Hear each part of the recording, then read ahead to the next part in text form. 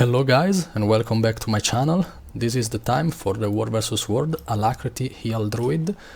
So let's get into it. This is the right build for now.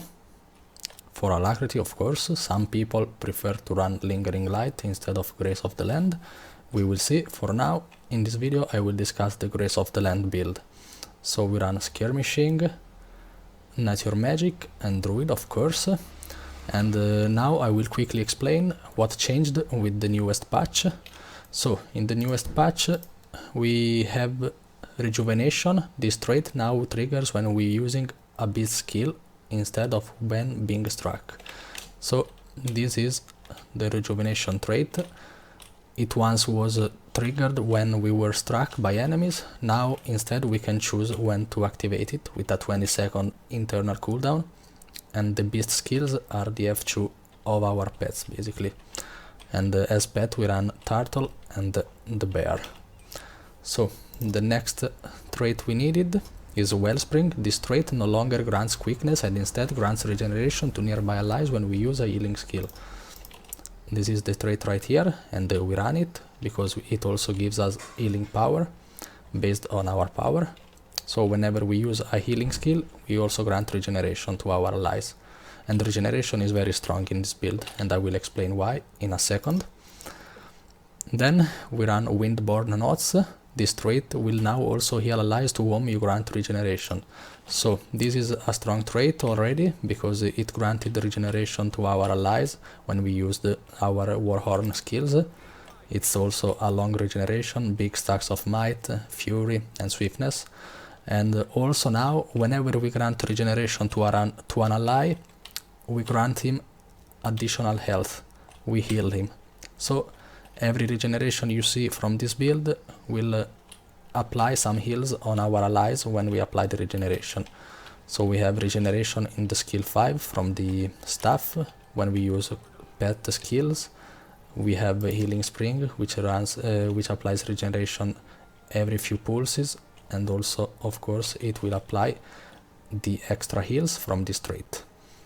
Then the next trait which was reworked is Invigorating Bond. This trait now uses the ranger's healing power instead of pet's healing power, heals allies around the ranger and grant protection and vigor to our allies. This is Invigorating Bond right here. You can also not run this, but you can run Nature's Vengeance, because I saw oftentimes many people running the Spirit of Nature, which was of course also reworked. And now when you summon it, it will remove 5 conditions from allies and convert them to boons. Then it will do a shake, as you see. And this thing right here revives 5 allies. And if you trait this Nature's Vengeance, the spirit slams again when they finish shaking. So it means that it will remove 5 additional conditions from our allies, and it will also convert them to boons. So this is a very strong skill, and you should always keep in mind that you should run this instead of the Glyph of the Stars if you don't need the extra stability, and if you need a big revival AoE skill. It's a very huge skill in my opinion. For guild versus guild, this might be a game-changing skill if they don't nerf this. And also it will grant regeneration. So keep in mind, I usually run in my videos, in my gameplays, because I do open tags. I don't do super organized environments, so I usually run the Glyph of the Stars, but still consider Spirit of Nature. If you are struggling and you see many allies going down, you can use this and revive up to 5 of them. Very, very strong. And if you run the Spirit of Nature, you should run Nature's Vengeance. Then the next trait which were reworked and which we use are of course the Druid ones. So Grace of the Land. This is the strongest trait on the Druid in my opinion, because it will now grant Alacrity to our allies whenever we heal them with a Celestial Avatar skill. And it previously granted Might but might wasn't that much needed because many classes can apply that, and now instead we get Alacrity, which very few classes can apply reliable. So the next trait is, okay, Rejuvenating Tides. This skill now grants might to nearby allies, and this is the skill 4 for the Celestial Avatar, and this is right here is the skill 5, and this trait now grants might to nearby allies when every pulse. So it's additional might, like you lost the might from the Grace of the Land, but you can get it from the skill 4 and the skill 5. Then we have a buff on Cosmic Ray, increase radius from 120 to 240, basically double radius on our skill 1 on the Celestial Avatar skills. And then the Lingering Light was nerfed a bit. This trait no longer grants increased outgoing healing after exiting Celestial Avatar, and it instead reduces the charge of Celestial Avatar every time another player is healed by a Celestial Avatar skill. So basically it grants 20% additional healing to others while we are in Celestial Avatar, and it also previously gave us 10% more when we left the avatar. Now it doesn't give us that trait anymore, but still it has the reduction of the cooldown of the F5. So let's see the skills. On the F5 we have an AoE heal, very quick heal, another slow heal which removes 2 condition when it pops. Skill 3 is a big damage, is a big heal, AoE heal, which also dazes. The skill 4 is a channeled, on my bed, let's wait for when we have Celestial Avatar again. So on the staff, the skill 1 can be targeted on our allies and it will heal and also damage enemies in between. The skill 2 is an Astral Wisp. You send this staff which pulses around the ally or around the enemy, doing damage and healing for 4 pulses. The skill 3 is Ancestral Grace, which basically is a quick dash which apply heals on the end, big heal, and also blast. So I always recommend using this after your skill 5, which is a water field, or after your healing spring, which is a water field, or after your Glyph of the Stars, which is another water field, of course. So you will blast them and you will grant additional heals like this area healing. So here another very strong and overlooked skill is Divine Surge. Basically is a big AoE in front of you, is a big cone in front of you which apply immobilize on the enemies and a few damage, and also will remove chills, cripple and immobilize from your allies, but not from yourself, so keep in mind this. This Sublime Conversion is very nice to deal with the projectiles because you put it in front of you and every projectile incoming will instead heal instead of hitting you, they will heal you. So very strong. And also when you walk past the Sublime Conversion wall, you see you will get regeneration on yourself, and also every allies which run into it will get regeneration, of course, which is boosted by this trait right here. You and your pet gain increased concentration. Regeneration you apply is more effective, so 20% more healing from regeneration, and also of course Windborne Notes. Each time we apply regeneration we also heal our allies. Okay, let's go back to the Celestial Avatar a bit. The skill 4 is a Might Pulse, Healing Pulse, big skill, and also the skill 5 now will pulse Might. It applies cripple on every pulse, and at the end it applies immobilize and also gives us stability. Very nice skill. As the utility skills, we run Healing Spring, which is a big AoE around us, which will be triggered when we have lower HP than full health, basically, and it will apply condition removals and regeneration on trigger. So very nice skill, big removals since it lasts like 10 seconds. Then I run Glyph of Alignment. It can be used when not in Celestial Avatar for an immobilize, but if instead you go into Celestial Avatar, it will heal and remove condition from nearby allies. Then Glyph of Unity, tether yourself to nearby allies whenever you are healed, heal the tethered allies as well. I run this, and I also only use this in Celestial Avatar. As additional utility skill, I can run Signet of Renewal, which is a strong condi transfer to your pet, and also it grants the pet regeneration, resolution and resistance, but still I kinda think it's a bit an overkill, and you should probably run something like Protect Me, which is a break stun for our allies, very strong, and also grants only yourself some barrier, a big barrier actually, 4k with this build. So consider running Signet of Renewal only if your party struggles with condi removals. Then, as the elite skill, we run Glyph of the Stars, which is a big AoE, pulsing stability and removing 2 conditions per second, totally for 6 pulls, and is a water field, and also provides healing. You can also run it during the Celestial Avatar.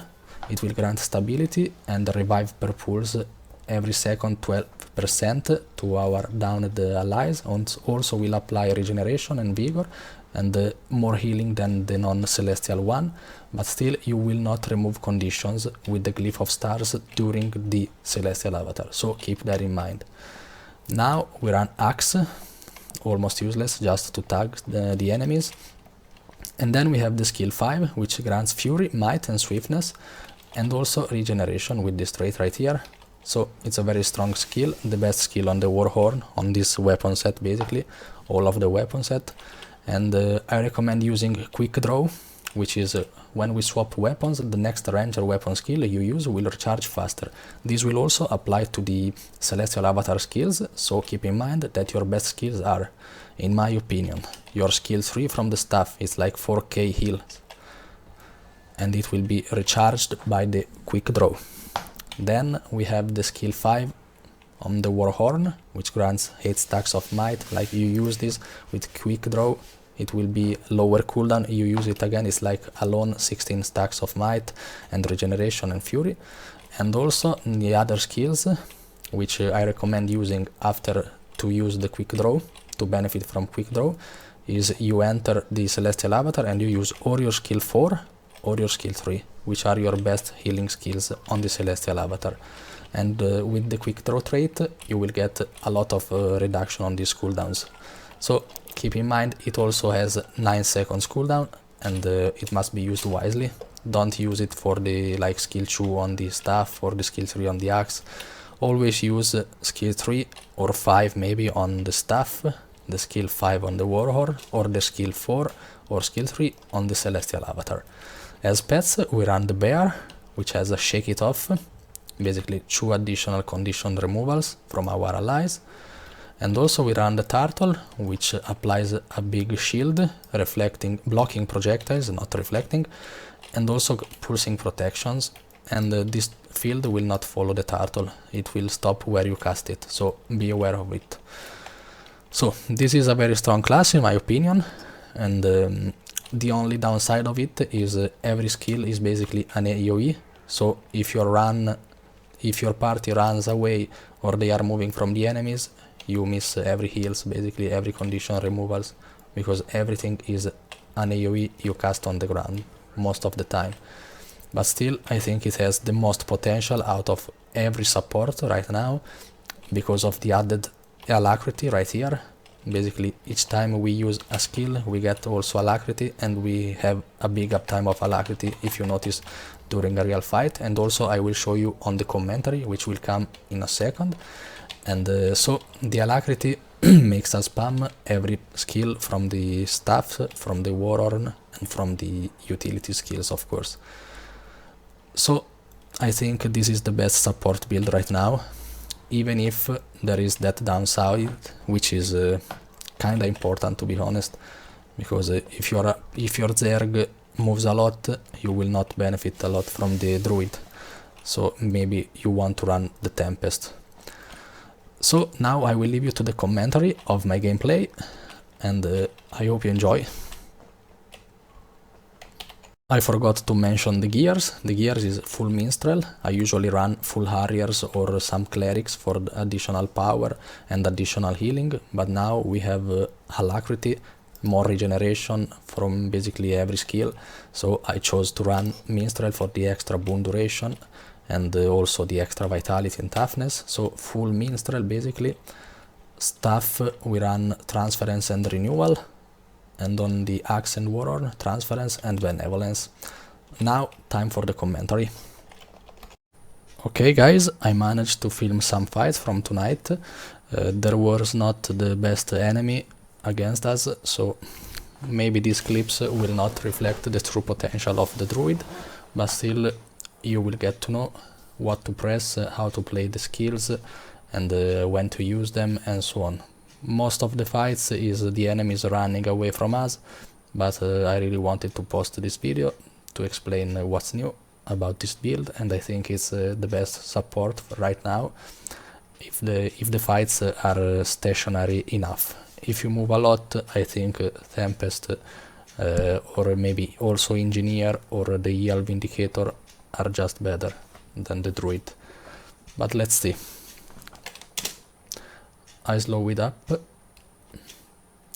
Okay, I use the skill 3 to heal on the commander and also to reach him, because I'm a bit behind. Then skill 4, I cancelled it by mistake. I go skill 5, I am stunned, and I got cancelled. Okay, I cast the Glyph of Stars, which is like an hallowed ground for the Firebrand, and it pulses stability and also gives Condi removal and some heals. So I cast it a bit in front where the Zerg is going to go, as you see, like right here. We are going there, so we will not miss the pulses, hopefully, but still the enemies will run, as you will see. Then I cast the Healing Spring on the commander. You see how much regeneration. Each pulse will remove 2 conditions and apply regeneration, and regeneration will heal a bit with the new trait. Then I enter the Celestial Avatar and use my utility skills, except the Signet, now also the Signet for some additional Condi cleanse. Skill 4, and with the Quick Draw trait I have almost it ready again. Skill 2 for some additional Condi removal and heals. Skill 3, and skill 4 again, which will pulse of course Might and Alacrity because of the traits and of the rework of the skill 4, which now gives also Might in addition to the heals for every pulse. And then I swap, I also use the Shake It Off for the bear, the F2. Then I swap to the turtle, use the F2 for pulsing protection and also projectile mitigation. And then skill 4 again, skill 5 for additional cripple and immobilize, and also it pulses Might and Alacrity of course again. You see how big uptime of Alacrity I have right here, and also my allies. And also the Druid is very good in the Alacrity application because it doesn't give like 10 seconds of Alacrity at once, but it just pulses Alacrity, so even if it gets removed you immediately reapply it. So I think this is a very nice trait for the Druid. Grace of the Land, I mean. Okay, the enemy here is done. Skill 4, skill 5 and skill 3 into the skill 5, so I blast it for the area healing. Okay, so here the enemies are coming. I go back to the commander. Let's see.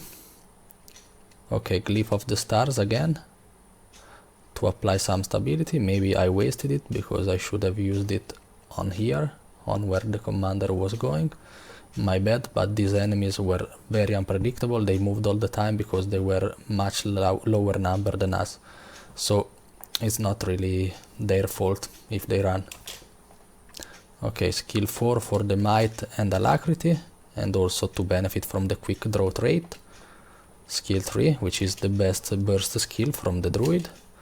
Then Healing Spring on the commander, this one was nicely placed. Skill 4 again, for additional Alacrity and Might again.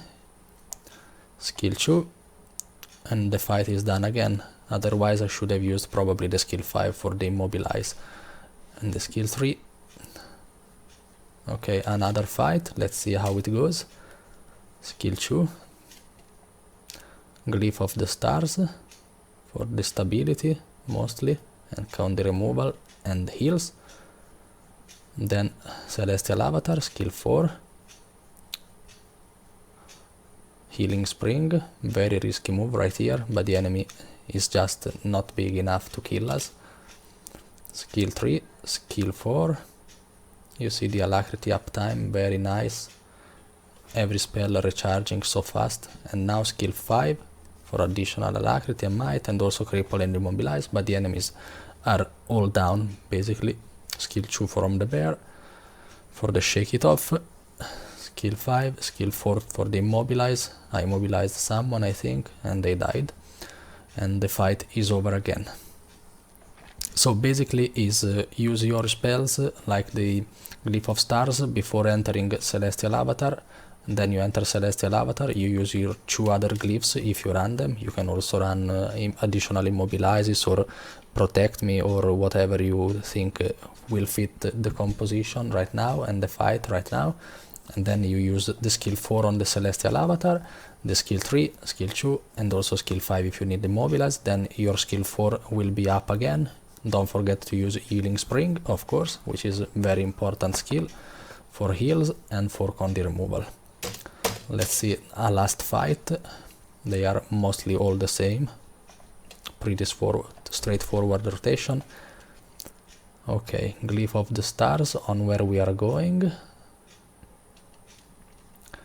Skill 3 to reach the commander. Immediately go on to Celestial Avatar. Skill 4.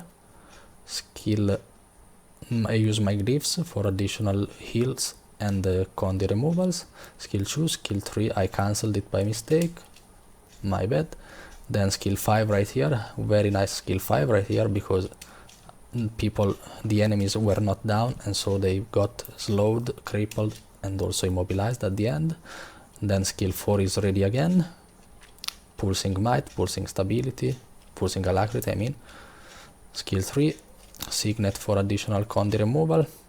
Then I'm back on bear. Skill 5, skill 3 to blast it, skill 5 from the Warhorn. I also can use the skill F2 from the bear, but it's not needed, the fight is over. So now I will leave you the full gameplay. It's not much more than this, but you can see it, and without the slow, of course. And thank you for watching, and remember to subscribe and leave a like if you like my content, and I will provide a video probably next week.